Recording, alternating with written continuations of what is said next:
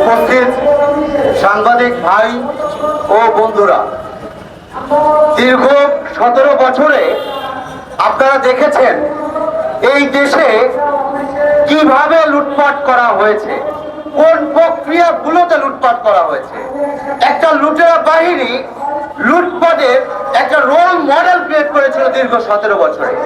সেই লুটপাটের রোল মডেলের মধ্যে উল্লেখযোগ্য একটা মডেল ছিল শেখ মুজিবুর রহমান।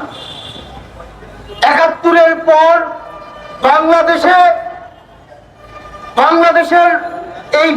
স্বাধীন বাংলাদেশের যাদের ভূমিকা ছিল তাদেরকে যেভাবে স্মরণ করা হয়েছে, ২০০৯ সালে এই ফ্যাসিস্ট হাসিনা সরকার বাংলাদেশে আসার পর তারা নতুন একটা ব্যবসা শুরু করেছে।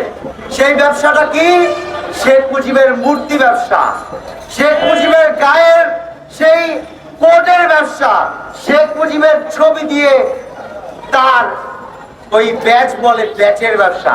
আমরা দেখেছি ৪,০০০ কোটি টাকা বিগত টার্মে থেকে এই ফ্যাসিস্ট হাসিনা লুটপাট করেছে।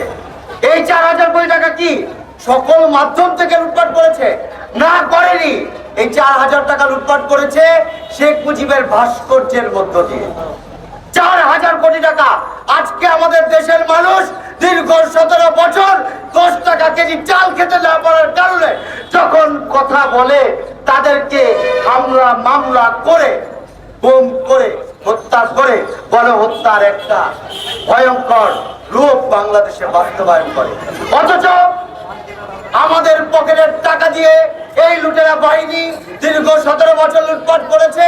শুধু লুটপাট করেনি, শেখ মুজিবের মূর্তি পূজার মতো নানান রকম কর্মকাণ্ডে তারা যুক্ত ছিল। অদ্ভুত ব্যাপার, এই যে গণ অভ্যুত্থান ২০২৪-এর জুলাইয়ের গণ অভ্যুত্থান, আমি আইসিটি অ্যাক্টে জেলে ছিলাম, হামলার শিকার হয়েছি, মামলার শিকার হয়েছি। এই অভ্যুত্থান কেন? দীর্ঘ ১৭ বছর বাংলাদেশের মানুষ বাক স্বাধীনভাবে কথা বলতে পারেনি। আমরা যারা একটু কথা বলেছি, আইসিটি অ্যাক্টের মধ্য দিয়ে আমাদেরকে গ্রেফতার করা হয়েছে। আমরা নানান রকম ভয়ঙ্কর পরিস্থিতির শিকার ছিলাম।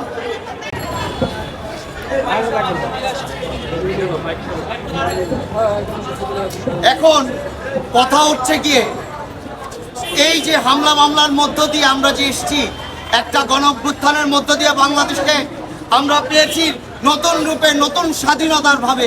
স্বাধীন দেশটাকে যখন পরাধীন করে ফেলেছিল, সেই পরাধীন দেশটাকে আবারও স্বাধীন করার উদ্যোগে আমরা যে লড়াই সংগ্রাম করেছি, সেই সংগ্রাম করার পর আজকে উপদেষ্টা মণ্ডলীদের জায়গায় দেখি সেই ভারতীয় দালাল, সেই হাসিনার দালাল, সেই তোষামতকারী মোস্তফা সরোয়ার ফারুকী সহ যত রকমের দালালরা আছে তারা বসছে।